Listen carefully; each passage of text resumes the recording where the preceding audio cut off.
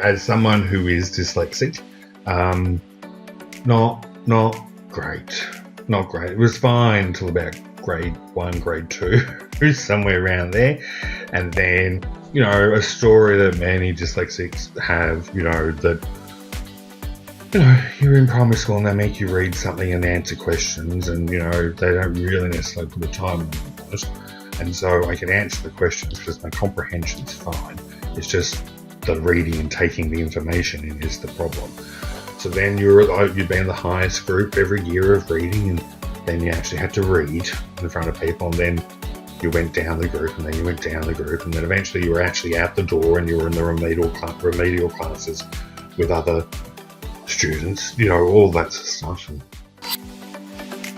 Welcome to the Dear Dyslexic podcast, where lived experience meets real conversation.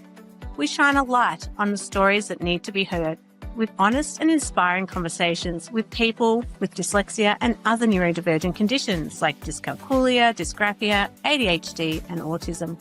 The Dear Dyslexic podcast is more than just a show. It's a community, a space for connection and a movement to rethink dyslexia. Subscribe today and join us on our journey, one story at a time. Hello, everybody, and welcome back to the Dear Dyslexic podcast. And today, my guest is Brad Beach, and we will be talking about dyslexia and neurodivergence in TAFE, because Brad oversees Gippsland TAFE, or TAFE Gippsland. I could have got that back to front. An location that's very dear to my heart, that I'm very lucky to get to visit every summer via Victoria Lakes. And so I'm really, really thrilled. Beautiful, beautiful lakes of Gippsland are stunning.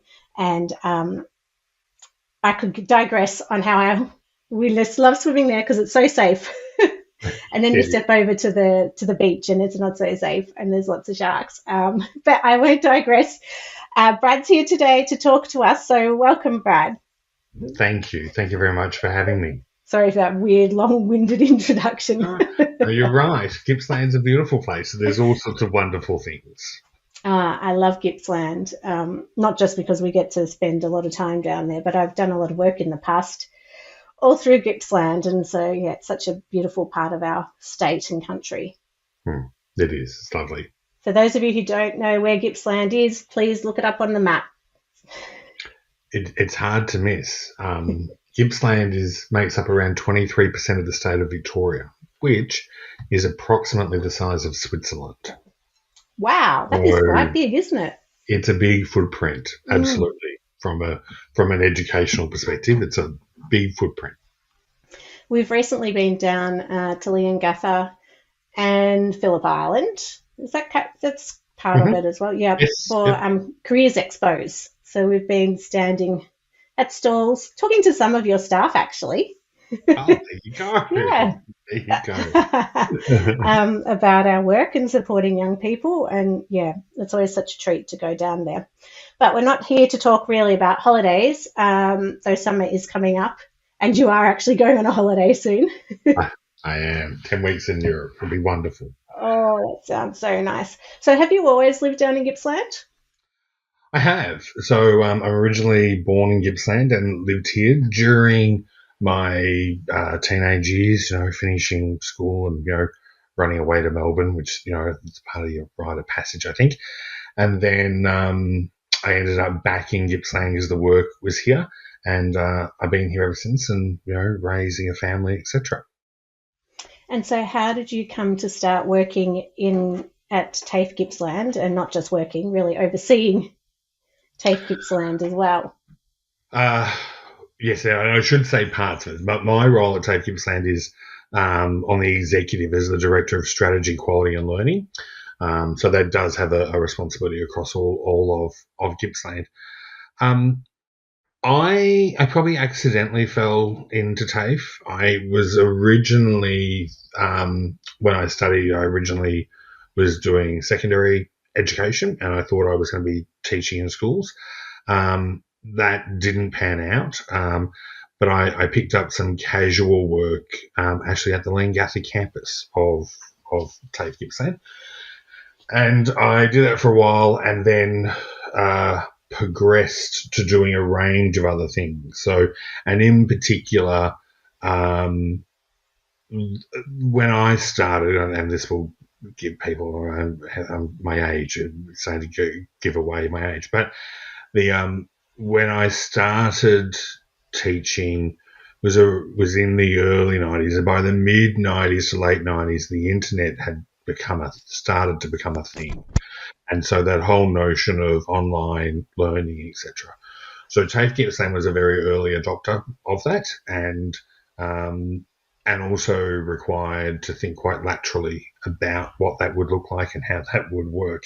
Then that emerged, and then I also around that time became responsible for our international activities, and then I've managed a range of different campuses. I left for a little while and worked at Chisholm, where I established the Professional Educator College out of Chisholm, which is still functioning, and then probably 5-6 years ago came back to TAFE Gippsland to join the executive to head up the academic governance area, which is now broadened to have strategy, quality and learning. That's a big portfolio that you've got now. It is. It's quite diverse. There's a lot of diversity in it, but it's what I like about that is it means that I get a strong input and say into things like our educational philosophy, and all our educational policies and procedures sit in my space as well as a range of other things. So it's a privilege to have a role that gets to shape the way education looks and is delivered for students. And so under that remit, does that also include how neurodivergent, particularly dyslexic students are supported? Yes, so that's all part of the aspects. So any students with any form of disability or learning disability, etc., and neurodiversity, that does include that for things like reasonable adjustment, etc. I think probably one of the key things that we're doing in that space at the moment is more trying to focus more on universal design in a lot of ways. If you design an educational program that is trying to capture the bulk of people, and that universal design, and also a key aspect around that is the professional development you give to educators, and what they need in order to be able to support that universal design. And that's been critical, and certainly that makes it easier for people who are neurodiverse to engage. And I think just on that, I think one of the key things, and I know you've probably got a number of educationals who listen to your podcast. I think the research by John Hattie, quite clearly states the number one, although I think it's number two now, the number two reason or predictor of student success isn't the student. It isn't whether they actually have a learning disability. It doesn't matter if they're neuro. It doesn't matter. It's the educator's belief that the student can achieve. And I think the number one is actually collective efficacy, or what he calls collective efficacy, which is if the organisation believes that the student can achieve. And I think that is the critical attitude above all that you want an educational organisation to have. That it's the students will achieve to the level you think they're going to achieve. That your belief in them is more important than their belief in themselves, in terms of achieving that. And do you think sometimes educators' beliefs are different because TAFE is more of a hands-on type of way of learning rather than not so much academic at university in that sense? Do you think that there's some maybe unconscious biases around what students can achieve at TAFE? Maybe they've left school early because they were struggling academically anyway? Yeah, I think it's probably less bias and more just a different attitude that sort of says, oh well, actually, look, the academic stuff doesn't matter if that's not okay for you because the hands-on trade stuff is okay, and so there's this validation of that, which is that works. I mean, it's terrific, but also being able to expand that so that actually, and if you like that, that's terrific. And if it's some time you want to get off the tools and do other things, you can do that as well. So we're working on that. And I think probably one of the challenges for us in the TAFE space is um, I'm probably going to get myself into trouble with this, but that's okay. I'm used to getting into trouble. Um, the Cert 4 TAE is the minimum qualification to teach at TAFE. It's not heavy on educational philosophy and understanding, not heavy on much of the teaching at all. It's very focused on assessment, and it is problematic. Very boring to do. Correct. So,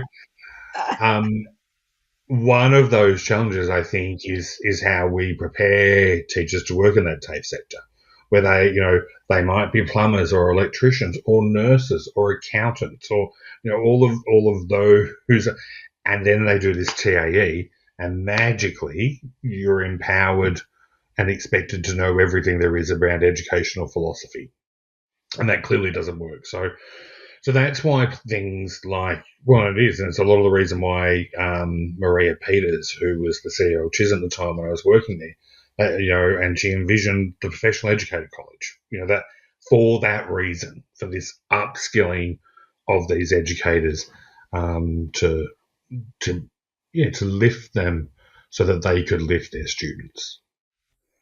And what was your educational journey like as you grew up in Gippsland, then went to Melbourne? Yeah. It not terrific. Not terrific. And so as someone who is dyslexic, not great. Not great. It was fine till about grade 1, grade 2, somewhere around there. And then, a story that many dyslexics have, that you're in primary school and they make you read something and answer questions, and they don't really necessarily put a time limit on it. And so I can answer the questions because my comprehension's fine. It's just the reading and taking the information in is the problem. So then you'd be in the highest group every year of reading, and then you actually had to read in front of people, and then you went down the group, and then you went down the group, and then eventually you were actually out the door and you were in the remedial classes with other students, all that sort of stuff. And then you were, my mother, there's always a mother or a grandmother involved in these stories, I find, helping, and, I'm writing out words every night and writing out words, and you're struggling to it. You're not dumb, but, you're struggling. So lots of tears, lots of crying, all that stuff. And I was making it through high school, and that was okay. That was fine. And my intention was, I was working at the local supermarket. I started doing that quite early. My father died when I was 11, and so I was working early on to, mum being a single mum. And anyway, I thought if I could just land a full-time job at the supermarket, if I could just do that, that would be great, And then talking about educator belief, Miss Emerson pulled me aside one day and said, I think you just perhaps need to take this a bit more seriously. And I wasn't a naughty kid. I wasn't naughty. She said, I think if you just maybe, as you're doing year 11, you go into year 12, and, just make sure you do a bit of study so you get a good score to go to. Okay, why? I don't need to do that. And she said, yeah, but you're going to go to university. No, I'm not. No, that's not part of what I'm doing. You don't do that. But through her belief and through other teachers, and look, and here you go, I will tell you, true story, someone mucked up when they actually entered the data. So I applied to go to uni because I felt peer pressured by people to do that. And there is no way on earth I applied to go to Melbourne Uni. There is no way whatsoever. And yet that's what I got into. My cutoff score was the last score. But I'm sure someone made an error. And I thought, I'll just go, do it for 6 months, whatever.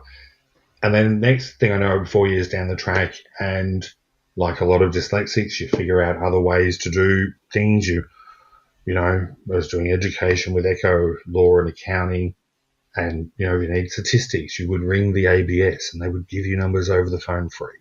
And if you needed more than the 5 numbers they'd give you free, you just hang up and then you ring back. Or I remember doing an assignment around, it was in legal, and it was around, they just changed laws around prostitution. And you had to, and I don't know about that. So I went and interviewed the women. I did, you know, and then much to my flatmate's annoyance, I assume this still happens on 3AW. They have the overnighters, which is a group of people who often can't sleep. And if you waited till about 2 a.m, you could get on the phone and say, I'm writing an assignment about X. I need to know X, Y, and Z. My phone number is this. And these wonderful people would ring and help you and tell you. So wow, you can get through university without reading anything. It is true. You can do it. Well, I couldn't get past my first. I started in teaching and couldn't pass the maths and English exams at the end of the year, so I had to leave. Yeah. It's. I've got to say, my results were not good. That the saying that P's get degrees is quite so true. True. So true. I remember the head of education at TAFE Gippsland said, Brad, you should really come and do your masters. You should really do your masters. And I was doing a lot of work in Gippsland with Monash and education, and he said, you should do it. Like, you know, great, come and do this. I said, oh, look, Len, I don't think you'd let me in. And he said, no, of course we would. You know, you do all this work. Matter of fact, didn't you win Teacher of the Year this year? Which I'd won Teacher of the Year. And I said, yeah, well, you know, I said, but I didn't do well in the, you know, I passed, but I didn't do well. I guess I'm sure it'll be fine. So I got the transcript. I gave it to him, and he rang me about 3 days later saying, yeah, Brad, that's a problem. I go, oh, can we get a copy of your award for, you know, Teacher of the Year thing? Like, and we'll use that. Yeah, it's as you would know. And look, and I, you know, you got to work around everything. At Rethink Dyslexia, we are doing things differently. As a global leader in creating inclusive environments for adults with dyslexia, our commitment is to provide individuals with opportunities to live healthier, happier, and more connected lives. Through our range of tailored services, including coaching, learning and development programs, consultancy, and training, we are helping dyslexic individuals, businesses, and organisations to better understand and support their dyslexic employees. So if you're looking for insights, inspiration, and expert advice on dyslexia and how you can provide inclusive practices and environments, then head to rethinkdyslexia.com to find out more, or book your free consultation today. Dyslexics are so persistent and resilient in so many ways. I agree. Well, I think, you have a choice. Like you're either not going to get there, or you just have to accept that you got it wrong and or didn't work, and you just got to try again and try again and try again until you get there. And sometimes the frustrating part about that is what you're trying to do, because you're dyslexic, actually isn't what you were meant to do in the first place. We're organising a staff conference. We have one each year, and I was with the group who are, helping design that. And one of the suddenly happened this week. Because it never ever it doesn't go away. It doesn't go away. You don't grow out of this thing. And so they were looking at the workshops, and I said, look, I'm not sure that we should be having a workshop on mediation. I don't think that's necessary for a staff development day, because mediation, why would the staff be doing mediation? And then, most of the staff on the thing are just looking at me, and my wonderful he said to me, yeah, it's meditation. Oh, right. I'm laughing because I sent my whole organisation a recurring email for mediation, and it was supposed to be meditation on Friday at lunchtime. So I completely understand. Listen, I was very fortunate. The first person that in a proper work environment that I told that I had dyslexia to, that my manager at the time was very, very understanding. And we do laugh about, I would often send her daft reports as opposed to draft reports. And there was another one where I talked about the importance of the need for us to attack more students as opposed to attract more students. So, Yes, I helped my brother with his homework once, and it was Dear Dairy, instead of Dear Diary. Correct. And my mum's like, "What are you doing?" I said, "You can't see it, Mum." And even then, she didn't think maybe. I mean, no one spoke about dyslexia when. So, were you diagnosed at school? No, not really. Well, not because of the school. So there was I think they might still exist. Iron lenses, I think. So I think it was on 60 Minutes or something, and my mother was watching, and she goes, "I think that's you. I think that's you." And so we went through that, and then that's how the diagnosis happened. But there wasn't anything in school about what you did or didn't do about that. You know, that I didn't really, well, okay, if you say so, that's fine. But you didn't. Whereas now, I think there are a range of professionals who can assist in that. And I know you've had someone on your podcast who can help with that. But I think also there's an acceptance and a willingness in saying to individuals, what is it that you need? You know, what do you need from us as an organisation, an educational organisation, to help you with what you want and what you need? And I think that conversation is critical with each individual. I personally have.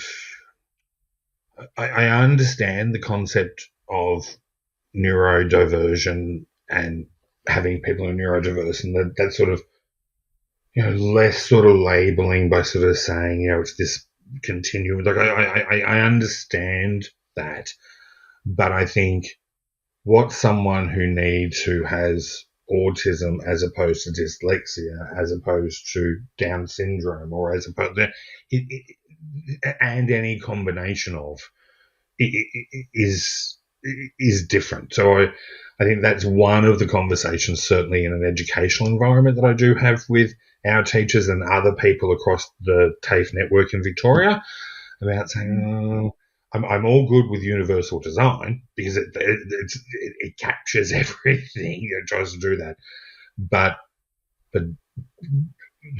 what kid A needs and kid B needs, who are both neurodiverse, can be incredibly different, and they know what they need better than you do.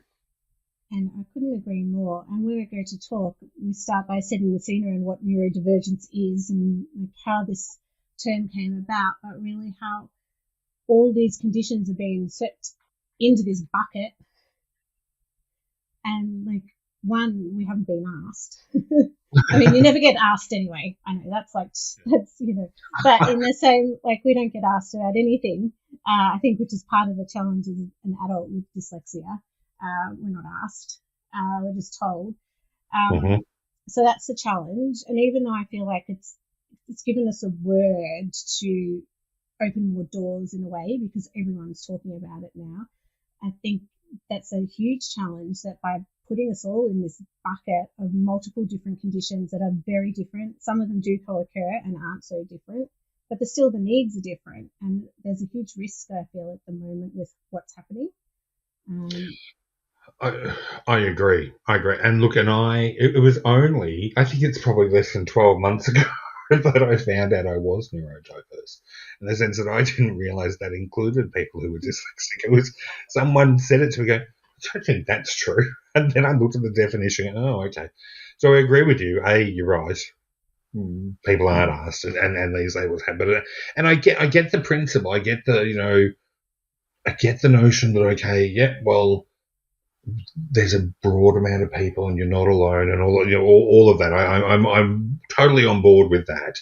I'm just not sure it helps. So, for example, if I've got a student and there's ADHD is a challenge for them around going, okay, I immediately start to think about, do you need fidgets? Do you need time breaks? Do you need structure? Do you need to be able to stand up and just walk out when there? What is, or sensory, like what is? So even though I don't know, I think, oh, well, they're the sort of vague things that might be helpful. Dyslexic, for me, it's all about, so have you turned on the voice stuff on your iPhone? Have you got a screen reader? Or I always have a Mac. I've had a Mac forever because it's already built in, so they're different solutions to very different problems. Yeah. And I feel it fascinates me how government took on that term so quickly. And then all of a sudden there's neurodivergent toolkits and there's neurodivergent this and all the language. And, pre-COVID, it wasn't even really a term being used. So it's, Correct. yeah, I do struggle with it. But lots of young people we talk to, they find it's an easy way to explain that they've got multiple conditions. So, yeah, it's an interesting landscape we're in when it comes to language. It is, and it's interesting. I agree with you, and I think you're right. I do see younger people talk, which is great, talking about neurodiversity and wearing that with a bit of pride, and and I think that's awesome. Like that's awesome. I mean, I certainly didn't talk to anyone about the dyslexic stuff until I, thought, oh, look, I think I can trust this person. And then, it was only when I was in positions of, higher or, that you talk about it. And I think it's great that young people are able to talk about it. And I think, and look, again, it's I'm just probably at that age where I think, the language and what they want to it's their time for that language, but I do think be careful what you do with it. So, what do you think, if there are educators listening today, what are some good nuggets that I can take up to Queensland when I run training with Queensland TAFE in January? in January. Okay. But if there's people listening, like, how do you, if it's all, do you feel that education institutes are doing a good job of listening to students and their needs at the moment? And then I can take your nuggets. Yeah. I think that's a really good question. I think that some parts of the sector are really struggling at the moment with that. And I think it's it's this common label type of thing that's happening in there. And I think particularly with, there is something about post-COVID and young people, and in terms of resilience, etc. I think there certainly is something in there about the learning aspects of neurodiverse, and I think a lot of organisations are struggling with it. I know for TAFE Gippsland, one of the key things we did, and it's been a pilot in my area that's gone incredibly well, is we've actually explicitly developed programs that are in construction, animal studies, and early childhood, and we're looking to expand, where we're deliberately trying to attract and retain students experiencing intersectional disadvantage. So a typical cohort of that group would consist of, say, 12, 14 students, and of those students, all of them will have been removed from or expelled from the secondary sector, some more than one. I think the majority, like the vast majority, are either neurodiverse or simply illiterate or not, because they checked out of school sometime in primary school, or they have a learning disability in 25% usually First Nations, and we have up to 50% in foster care or residential care. So really challenging. Yeah. But applying this universal design and working with educators to understand how to engage students who have a trauma-informed aspects. And I think the neurodiverse stuff, you don't have to have experienced family violence to have some form of trauma around your education. That whole not being any good at it for years and years, is enough and especially in an education space. So doing a lot of work, we had we've adopted the Berry Street model, which I think more TAFEs and educational providers should do that, and then working collectively with the agencies attached to the support agencies attached to the students. And through doing that, we've created this program that would have between 90 and 100% retention rate per group. Wow. And those kids are smashing it in the main, and they were the trouble kid, they were the naughty one, all of that sort of stuff.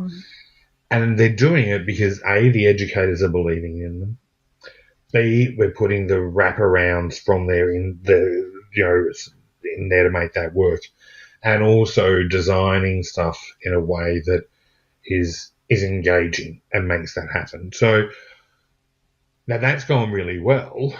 And I can actually say to you on Wednesday this week, so 2 days ago, we're putting together a new strategic plan, and our board has just approved, out of its 6 top key measures attached to the strategic plan, has just approved a KPI explicitly looking at increasing and counting the numbers. So actually holding us account, we're aiming to get to 800 students annually by 2030 that will enrol who are experiencing intersectional disadvantage. So I think that's my long-winded way of saying I think the sector has struggled. I think it's still struggling a little, but I think we're starting to see emerging responses to this. And as those start to work, I think there'll be a lag, but it will roll out throughout the sector. And when you've got boards like TAFE Gippsland, I'm so proud of that board, that they're willing to have an objective like that. That's amazing. And like your point around educational trauma is huge for dyslexics. Came out of my research. It's not really spoken about at all at the moment around dyslexia and trauma. There's a lot of work coming out of the UK. We heard a lot from the autistic community. It feels like the medical model's what's traumatized them, but for dyslexic, it's the education model that's traumatized us.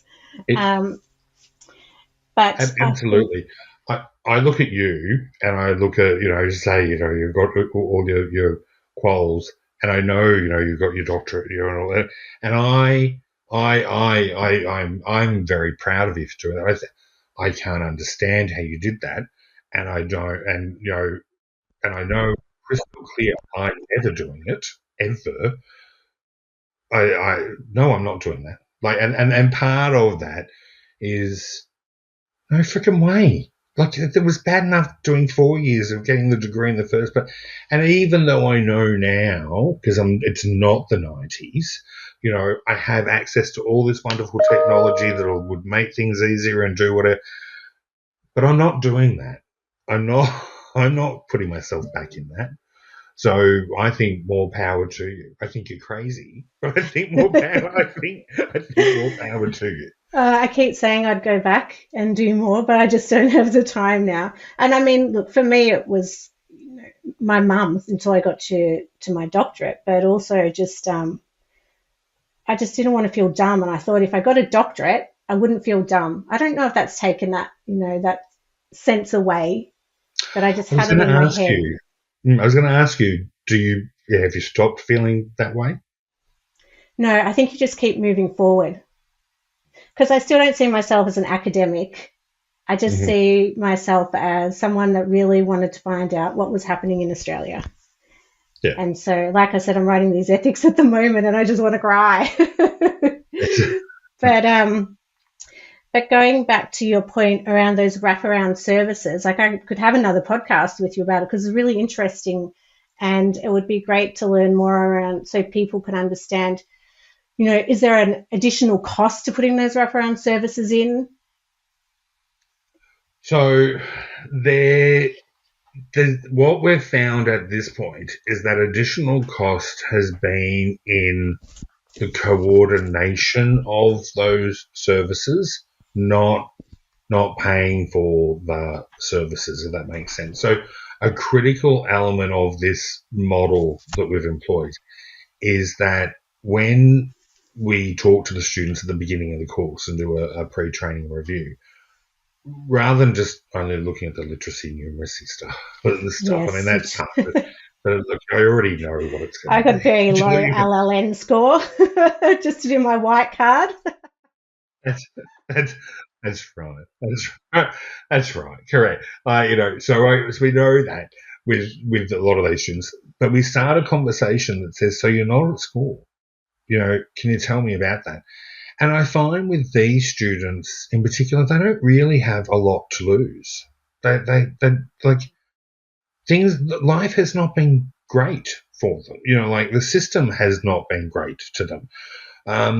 So there's this honesty that comes with it. And so they will say, yep, my youth worker is this person, my drug and alcohol worker is this person, my residential care person is this person, my headspace person. And we say to them, okay, are you happy for us to talk to them? And they say, yeah, sure, which deals with the privacy part is gone. They go, yeah, sure, whatever, talk to them. And we do. And then when you connect, and we've done a lot of work strategically to connect at an executive level with the services across Gippsland, and then at a ground level. So we then talk to them, and what their psych wants, what their caseworker wants, what they all want is for them to be able to transform their lives into something sustainable and positive moving forward. And education is how you do that. And all those support services understand it. So if anything, they're happy to actually be connected. And they're getting funded to do it anyway for the kids. It's just that we've got a shared client, for lack of a better word. So they're not charging for that. But the reason why they like it is it means that when the young person is with whoever the worker is, they don't have to go, well, have you been smoking in a joke this week? Have you blah, blah, blah? It's actually, so how's the course going? Are you still there? Are you staying there? Is there any reason you think you may not stay there? Well, let's work on solving that problem. So I wouldn't say, but that requires resourcing from our perspective to liaise with those services. So yes, there's a cost element to it, but it's nowhere. If you do that successfully, it's not like we're employing all these extra workers. We're capitalising in partnership. And I think that's a bit easier potentially to do in regional settings than it is in a metropolitan setting. But it's proving to be really successful. What an amazing program. I could talk to you for much longer, but I won't do it on our podcast. So coming back to my last question about gold nuggets.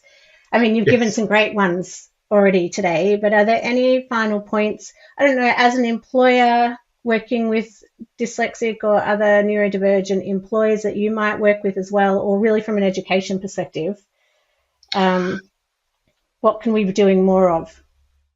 Yeah, I think, as I said, I think most critically asking them what it is that they want and how they're going to do it. I think asking about how you want to consume the information, how do you go about that, and having that available in multiple mediums.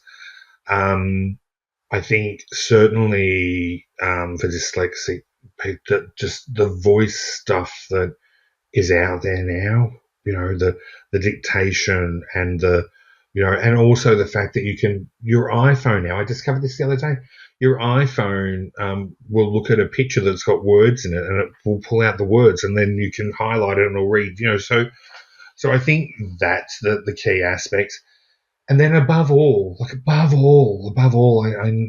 that educator belief stuff. Like I just cannot tell you that that's all that matters nearly. That's, and I look at my own story in retrospect, and it really was because Miss Emerson just believed I could do more, so. So did she enroll you in Melbourne Uni? Maybe she filled out the form. I don't know, but it was. I can't remember. Did you ever wonder if that was her? That's right. I didn't. Maybe she must have done. I don't know because it was not my She plan. saw that potential for Melbourne Uni. That's right. Go to Melbourne. There I'm going. What? So I think that, and I think the other thing, I've had some people in recent times, talking to me about, that narrative around the superpower stuff, the whole, and I keep saying to them, yep, all good. And it's kind of true. And I get it. Like, I get it. I in my role, being able to think differently and more laterally and, all of that is very valuable. Matter of fact, in the role I'm in now, that's part of the reason why I've got the job. It's in that ability to think very quickly about solving things differently, and that's purely because I wasn't reading that book and I needed that info and I needed so you just got really good at thinking differently. But it's only helpful now. You've got to survive the education process in the first place. And then you also have to secure work somewhere that actually values that or needs that. That ability to think laterally wasn't all that helpful when I was stacking shelves. And it wasn't all that helpful when I was cleaning toilets. And it wasn't all that helpful, So the advice I give to those parents in particular is just help your kid work out what strategies are going to work for them to get the info and produce what has to come out the other end for getting through the education bit. Just focus on that. And I believe just doing that will actually create the, in quotation marks, superpower, because that is the superpower, to think different. So encourage them to do that, and by solving their own problems around how do they need to take this information in and how do they get it, that's the focus. And I think that should be the focus of educators, helping, not dictating how you're going to do it, but helping them see what the options are, or thinking differently and asking questions. I'm a really big believer in the Socratic method, asking them questions around, well, if you can't do it this way, have you thought about a way you might? Or in the past, when you've achieved things, all of those things. I think that use technology as much as possible and help them, reflect on what will work best for them. That's there. I could have another podcast about technology and the concerns around students cheating if they use it, but I won't digress because I know we're running out of time. And I think what you were just saying, and I won't get stuck on the superpower because I completely agree with you. I've written a whole paper on it and the labels and the impact that term can become just as ableist as other negative terms. But I think that growth mindset and encouraging students to be curious and to critically think, they're all the skills we're going to need as AI comes in. And, to use the tools properly, you need to be able to critically think. And so, and to have a growth mindset. So I think that's such a nice way of talking about what the skills are actually going to need into the future. You are exactly right. You are exactly right. They are the skills. It's that reflective thinking and critically analysing and taking A, B, C and putting it together and getting something that isn't in, just that. Yeah, how do you put things together to get something even better than the collective? Yeah. That's the skill. Yeah.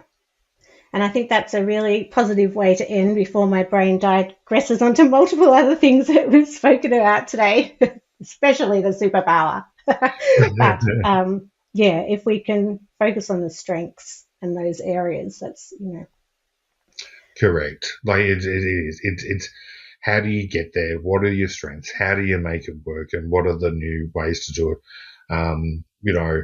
And supporting your kids to do that,